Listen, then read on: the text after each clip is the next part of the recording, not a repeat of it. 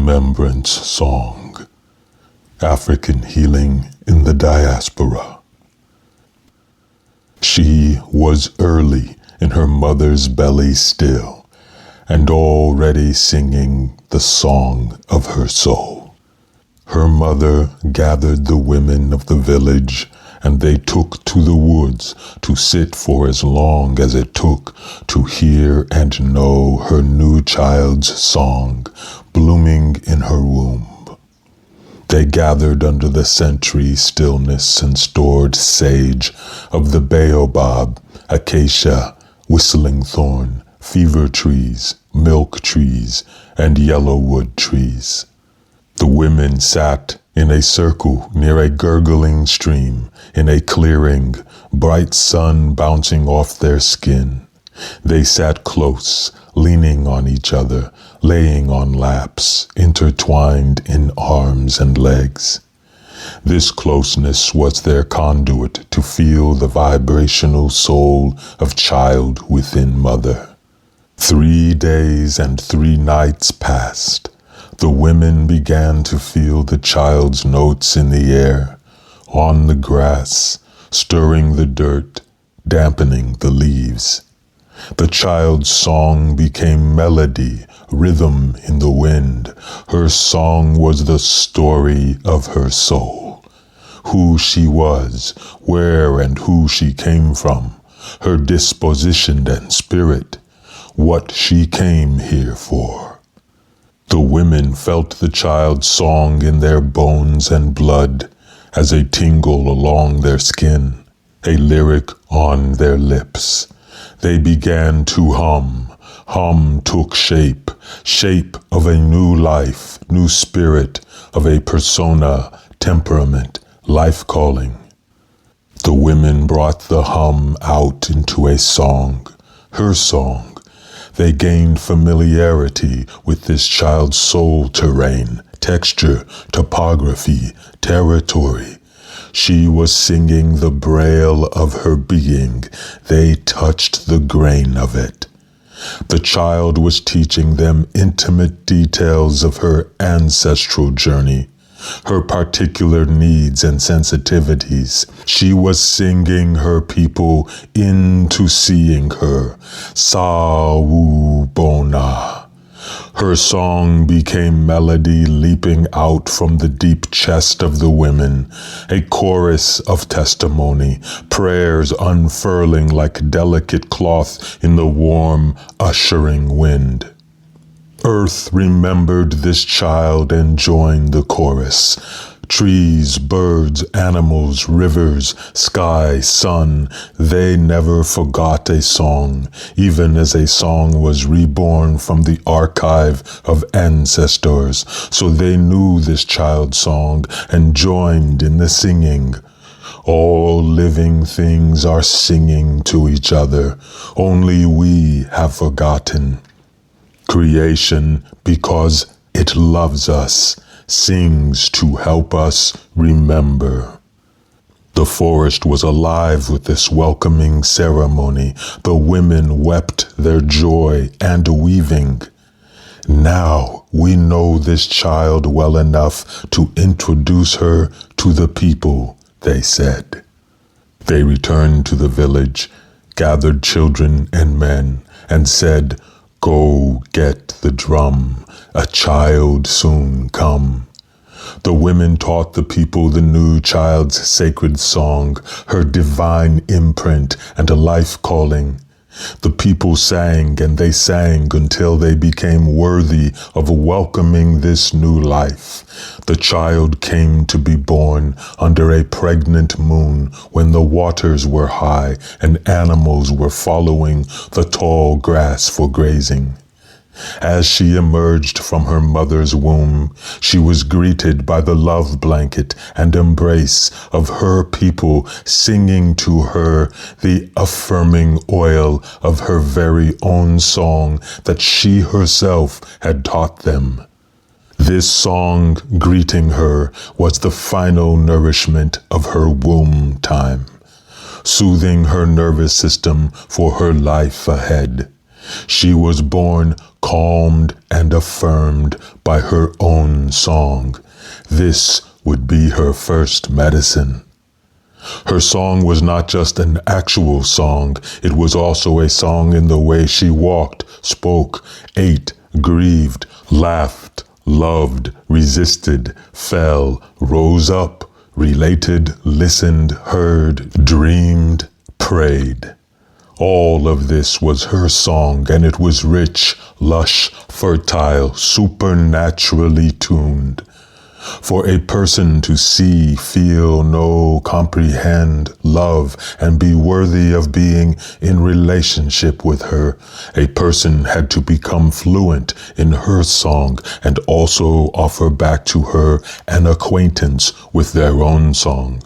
For intimacy is not self-serving, it is the mutuality and reciprocity of music.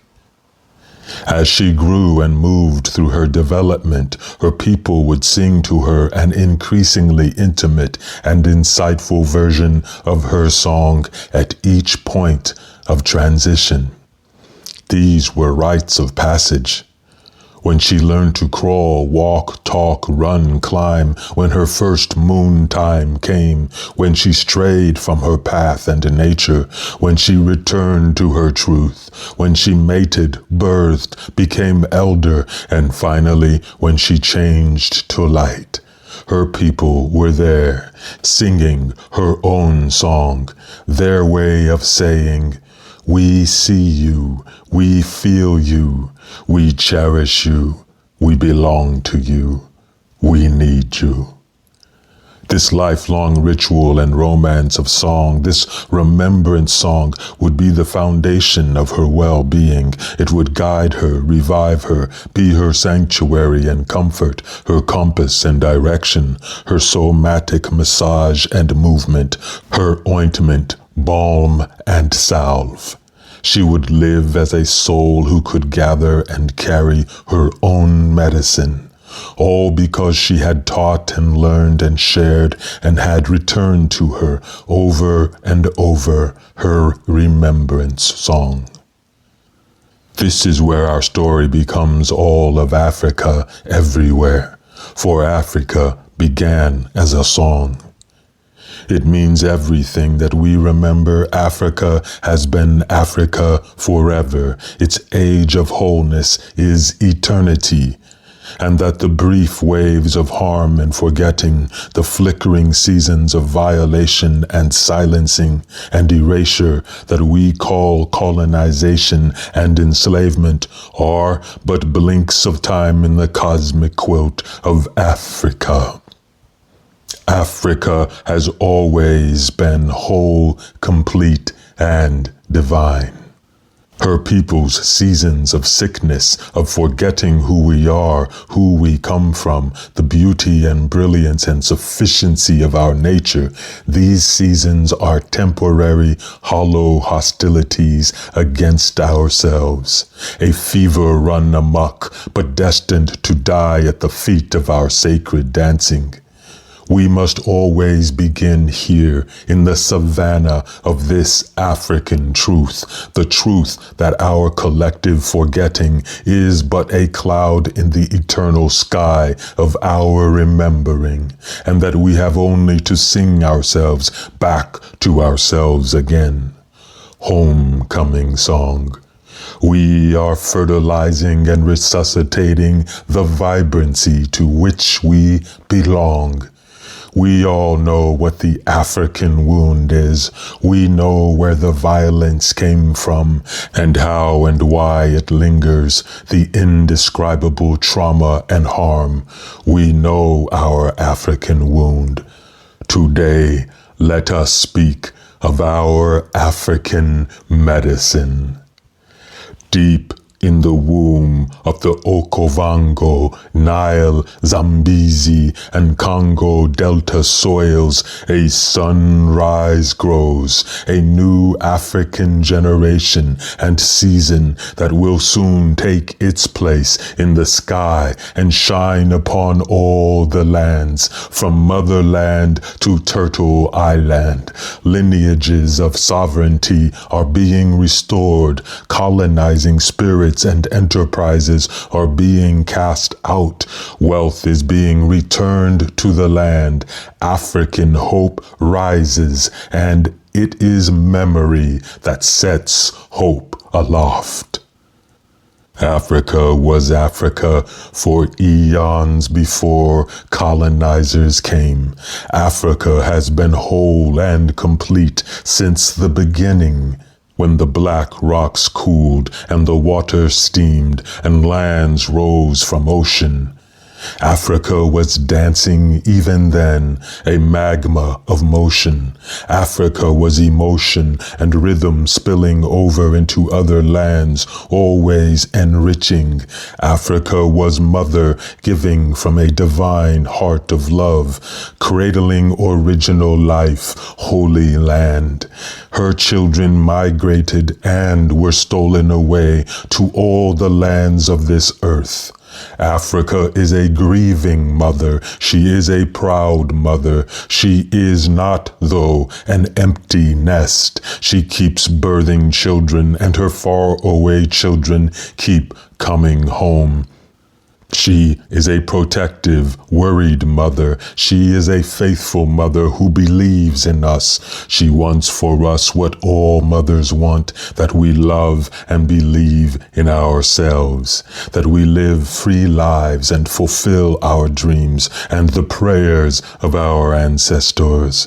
Africa is praying that we, her children, will recognize each other out in the world and know we are family. She is praying we will greet each other with open hearts and not hostility, stereotypes, and internalized hate. Africa knows that for we, her children, to recognize each other, we must first recognize our own self.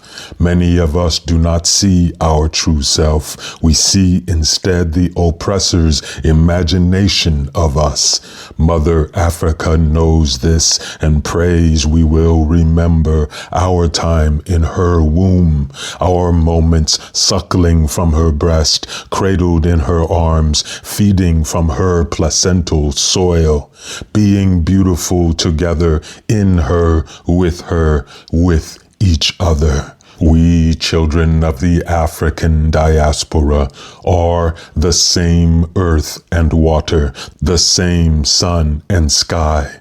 Our mother aches for us to remember this.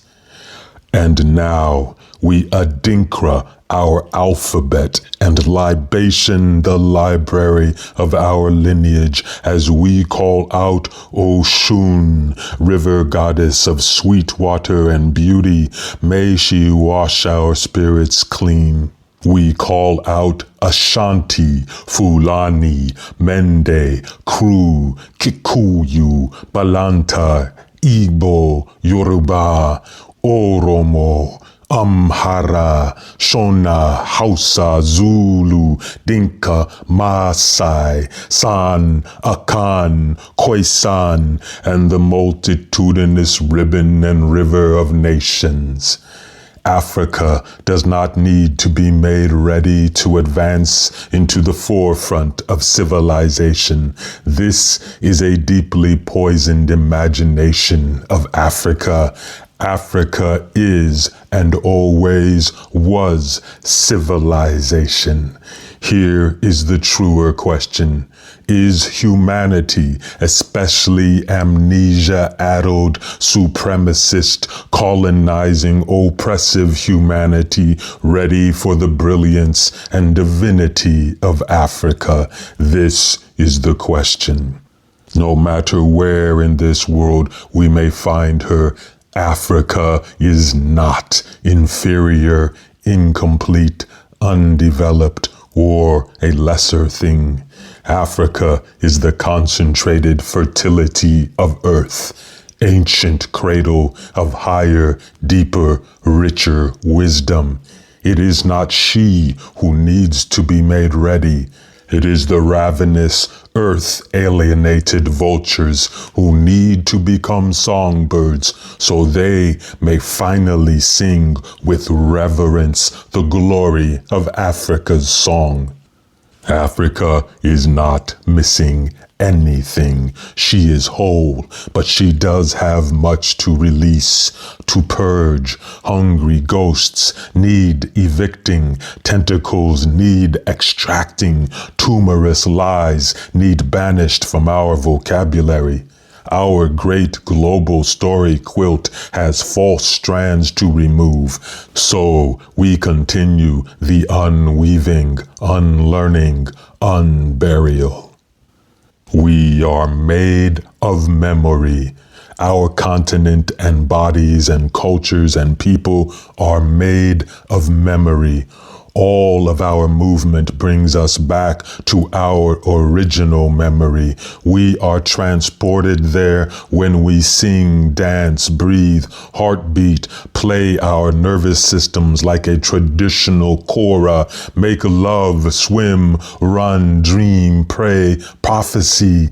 When our cells die, when they are born, when blood finds its way through our body lands, when we soak in the rivers and become flow, ease, release, sediment, water story. All of our movement brings us back to our original memory. Gather the crops and etch your people's names on the seeds before you plant them again. We are made of memory.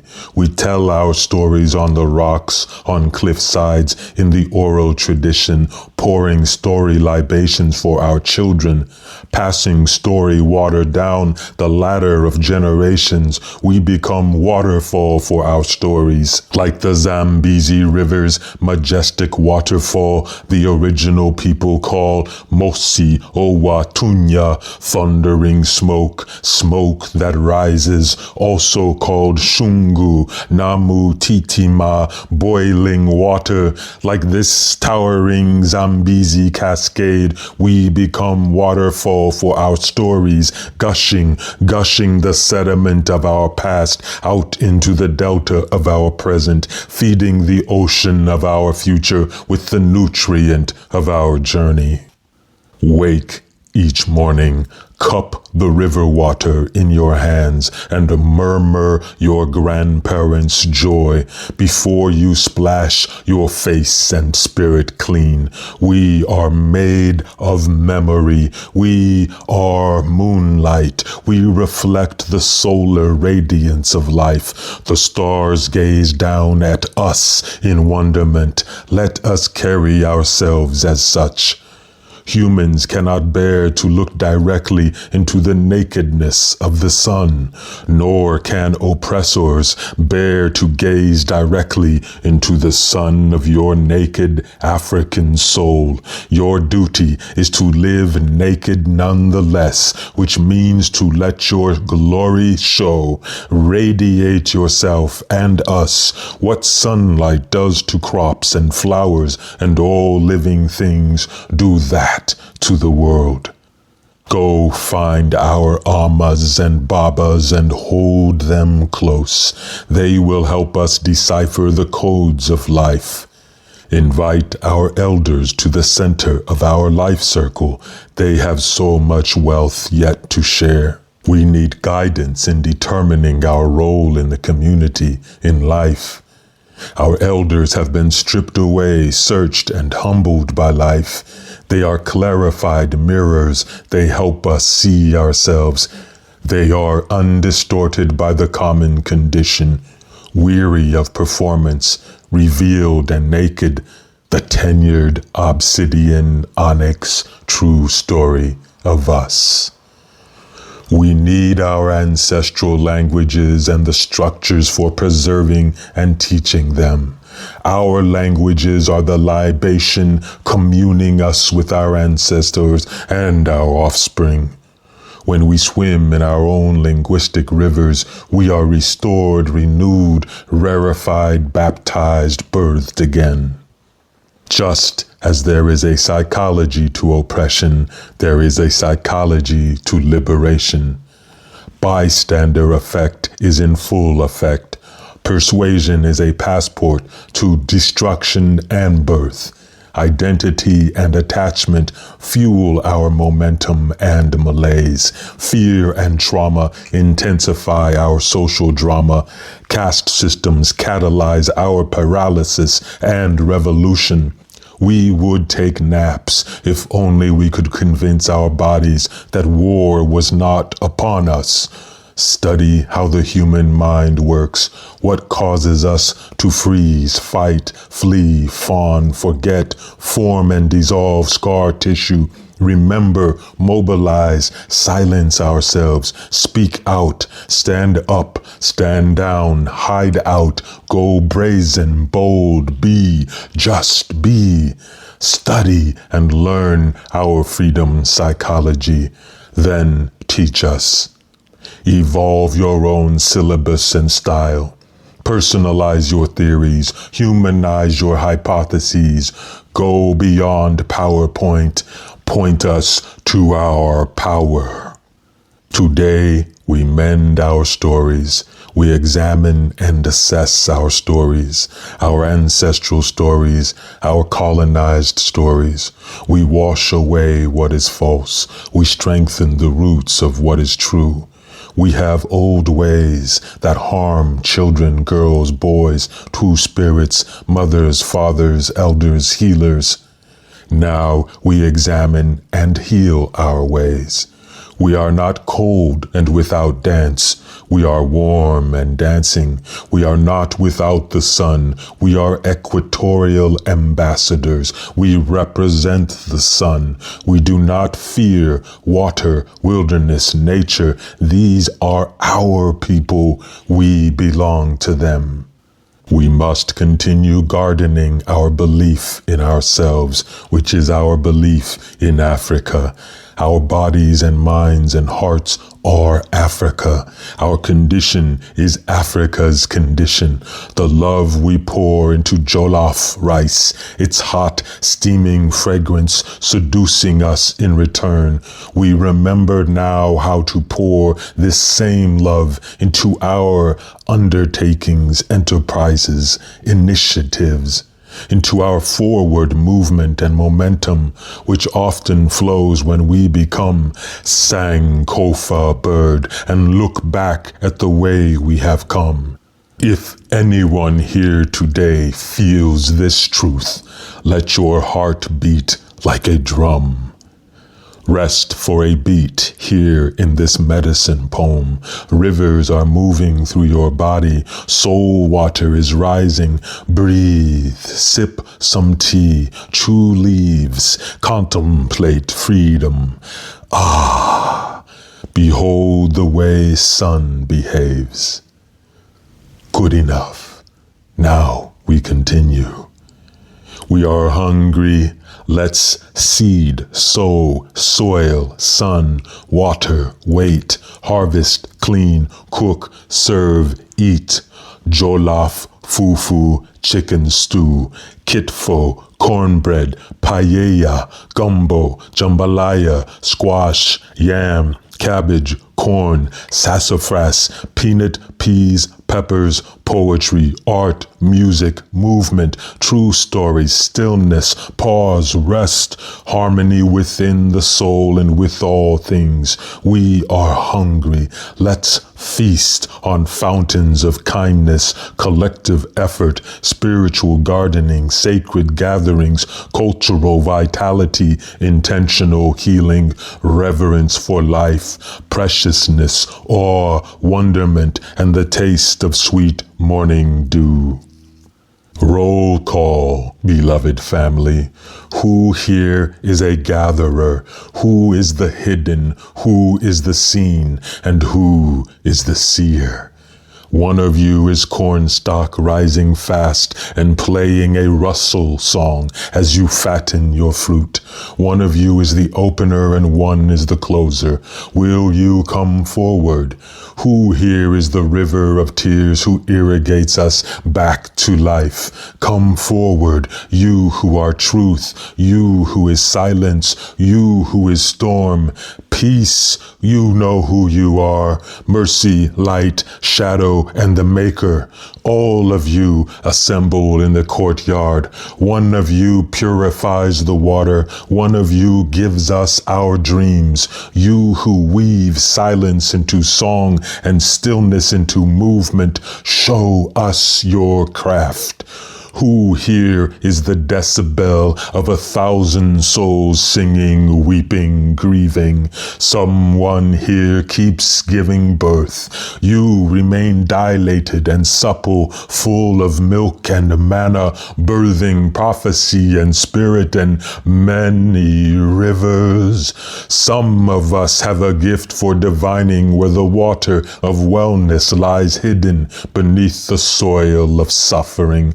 We must care for our diviners, just as we care for those who dig down to the water, those who carry out the water, and those who store the water in the deep wells of their soulfulness. We are gardeners of an ever-expanding grace. We are the flowers and fruit. We are the garden itself, the soil and sun song and water wheel and wind.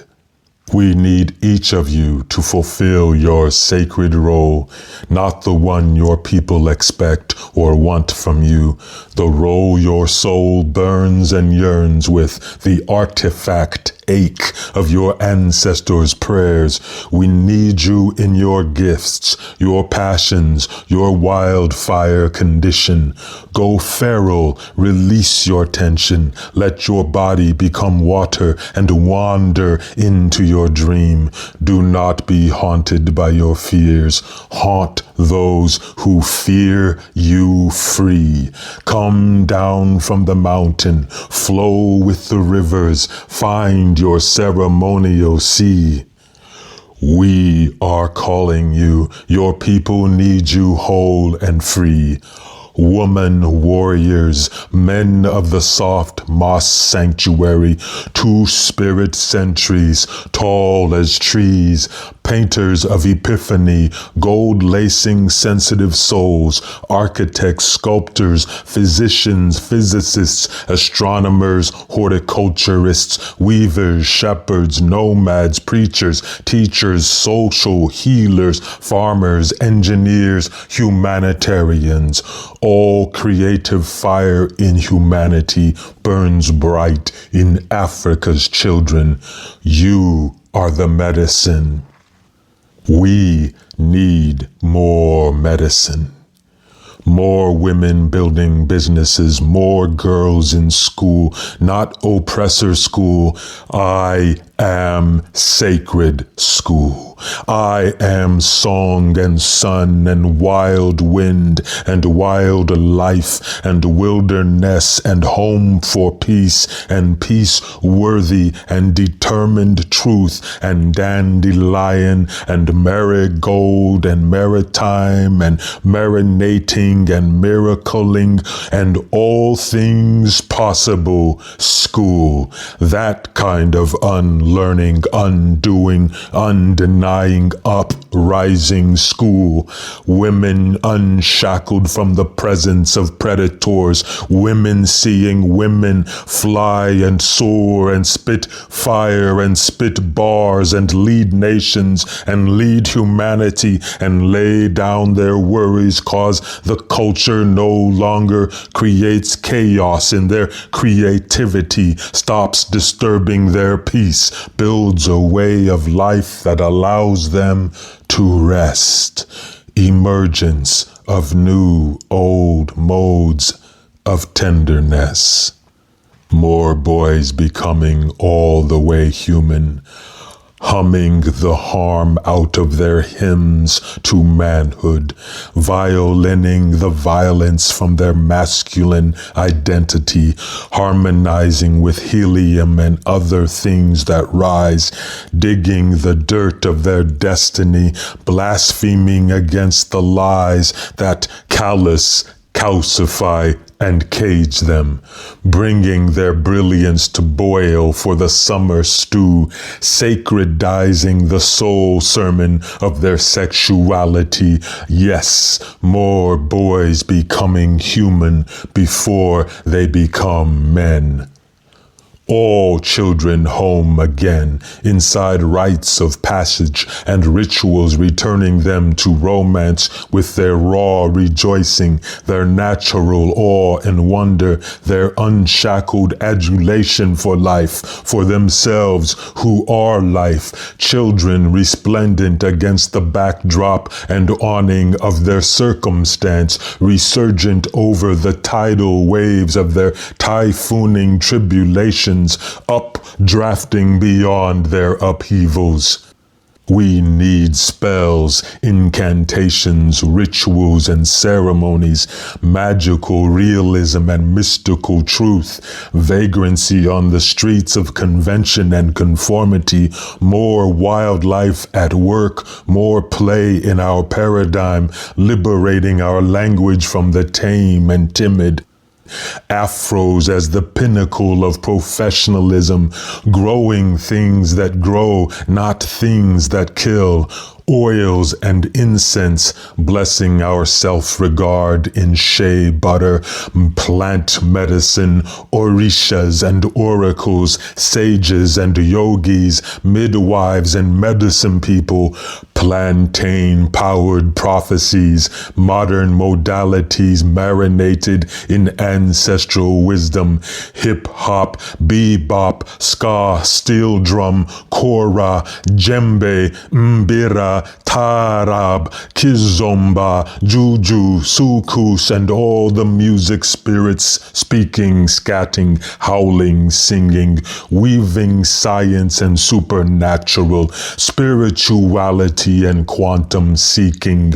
We have so many teachers. We have rhythm of the waves, sermon of the trees, mountain manifestos, wind secrets, desert efficiency, jungle wealth, mycelial conversation, tortoises and turtles, sand dunes and mud plains, evaporating marshes, migrating animals, a child in Accra, analyzing everything.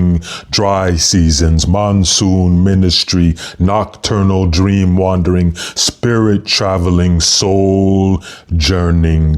And then there is water. Water is our Earth's connective tissue. The water in our bodies is the same water that is in the oceans, rivers, sky, earth, flowers, and animals. The same water that was once in our ancestors and that will be in our descendants. Water is a time capsule, a time traveler, a filter, buffer, insulator, a moderator of energy and emotions, a medium for us to communicate with each other throughout the vast and sacred web of life. Water helps us transmute form to become the next thing. Water is a shape shifter, a truth teller, a womb, a gift for our healing and vitality. We need to restore our kinship with water. Water is a conduit between the unseen world and the visible world, between solid form and spirit mist.